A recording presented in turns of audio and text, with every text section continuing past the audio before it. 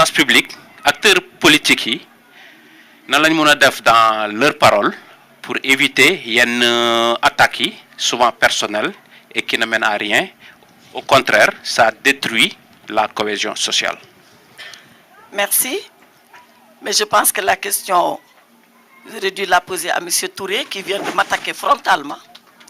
te waxuma ko dara defuma ko dara te xam na ni moom lépp lu ma wax mën naa ci tontu suba nag ba jant bi soo mais dafa am loo xam ni yow yaa koy bañal sa bopp. Et je comprends parfois les gens qui disent du ma dem débat bi parce que ki ma koy booleel moom laa bëggul débattre man nag képp ku ñu mën naa débattre ak yow. Merci parce pour que ça. loo ma si jaay rek mën naa ko jënd.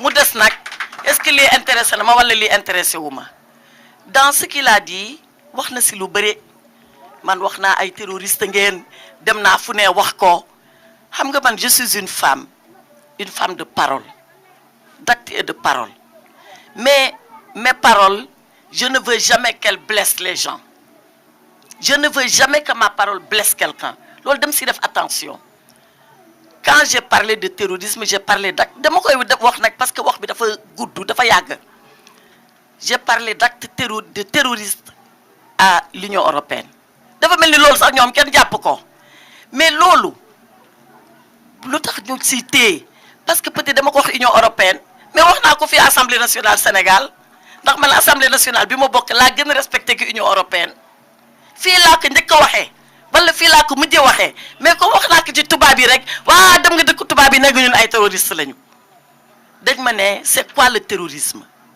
je parlais de ces deux jeunes filles qui ont été brûlées vives dans le bus yéen a ngi fàttaliku loolu ñu ne ma ne leen c'est la violence gratuite qui s'abat contre quelqu'un qui peut-être ne partage même pas votre cause votre combat votre idée ma définir loolu bi ma ko waxee dama ko définir leneen li si des mooy ah ñu ne man def naa lii en tant que ministre de la justice nit ñi ñoo nga woon prison yow de nekkoo fa woon parce que boobu dangaa dawoon nga amoon benn mandat d'arrêt nga nekkoon Mali boobu yow nekkoo fa woon mais teewul nii comme on est dans une démocratie et c'est ça qui compte l'État est resté debout ñu def élection ba ngeen gagné élection ñu toog ñu ñëw nag jàkkaarloo ak yéen parce que ragal ñu di jàkkaarloo ak yéen gis ngeen foofu bu fa arme amoon sax dañ fay toog bu ñu naroon dee sax dañ fay toog parce que sénégalais yu ñu yebal ñu toog assemblée ñoom ñoo ñu gën ñun gënuñu leen moo tax fu ñu yebal ñun dañ fay dem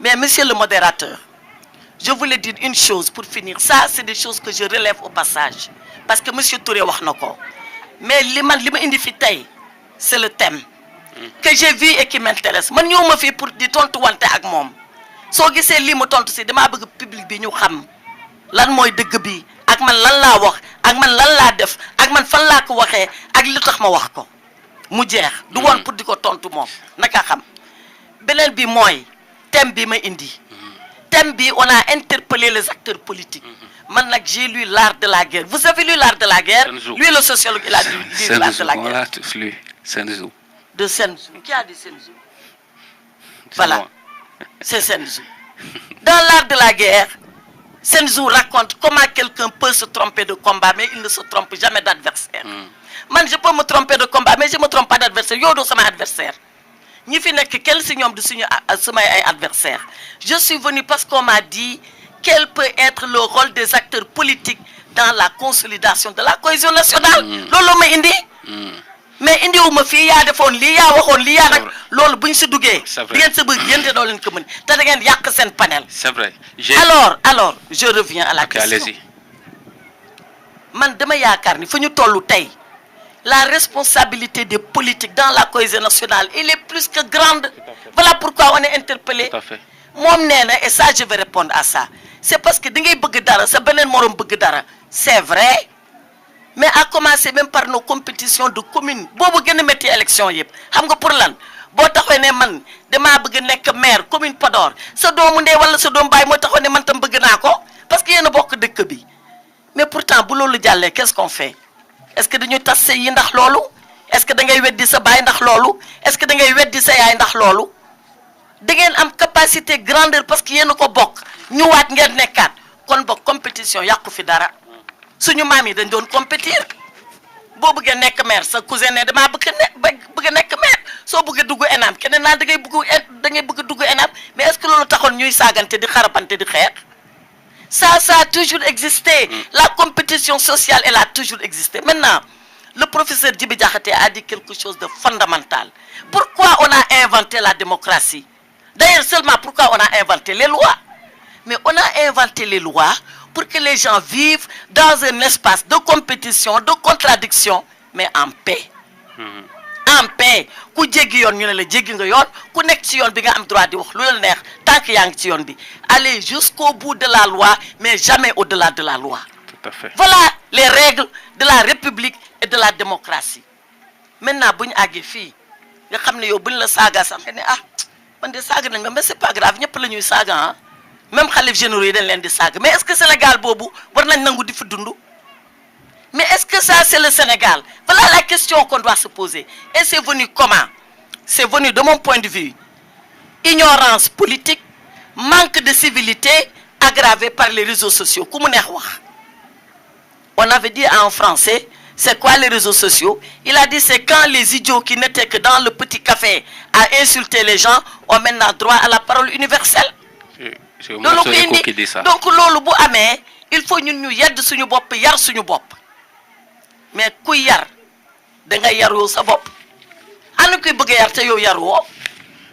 Maintenant vous personnellement. Donc moi je pense que nous devons faire une introspection nous les politiques savoir que nous devons faire preuve d'exemplarité noo yeewu suba nga sangu mais pourquoi ngay sangu yow pourquoi ngay sol yére bu rafet da nga respecter sa bopp mais noonu nga war a respecter keneen ki naan li ma def man tey ci suba kii lii la def kon boog su ma taseeg moom dama ormal sama bopp dama koy ormal moom am na loo xam ne man duma ko wax ak quel que soit alpha mais nag quand l'arène politique elle est sèche d'idées idée amatul culture amatul saaga rek moo fay des saaga rek moo fay des donc notre responsabilité aujourd'hui et j'y reviens c'est de former nos militants les écoles du parti c'est pas un mot vain dañ ko war a am di leen former ci seen attitude di leen former ci seen jàng di leen former ci idée yi ñu leen di may ku nekk ngay défendre sa idéologie wala sa quelque idée politique. Il a cité Fukuyama tout à l'heure qui avait dit c'est la fin de l'histoire. C'est Francis Fukuyama, un Américain d'origine japonaise qui l'avait écrit en 1992 en disant le mur de Berlin s'est effondré, il n'y a plus est, il n'y a plus ouest. Nous vivons dans le monde où seule la confrontation matérielle va avoir la primauté. Mais on a vu que ce n'est plus ça. Ce n'est pas la fin de l'histoire, au contraire, c'était le commencement de l'histoire. Et comme l'histoire commence, soyons les vrais auteurs de ce commencement, en nous éduquant nous-mêmes, en transmettant ce que nous avons reçu, à des enfants qui arrivent, qui disent j'ai peur d'aller en politique, maman. Pourquoi? Parce que dañu may saga. Mané non, ñi lay saga, xamuñu politique yow ñuwal ñu jangal la comme ça nga jangal leen ñom. Voilà moi, quelle est ma responsabilité et voilà ce qui m'amène ici. Mais pas di tontuwante, pas di waxante lo xamni amul ben njëriñ parce que lima waxone mako wax, li taxone ma waxone ko xamna ko buñ ma laajaatone dina ko wax et dina ko expliquer ba mu leer. Ça n'a aucun sens de le rappeler ici. Inclusion, article 29. Article 29, ça va arriver à l'Assemblée nationale. On pourrait y arriver. Mais... Non, moi je suis député. Ce que je dirai à l'Assemblée, je réserve la primeur à l'Assemblée. Et tout le monde le saura. D'accord. Voilà. Mais amna ci xalaat dina ci wax bu joté. Mais je veux qu'on ramène le débat au sujet qui nous a amené ici. Tout à fait. Voilà. Je l'ai dit tantôt, il faut qu'on ramène le débat.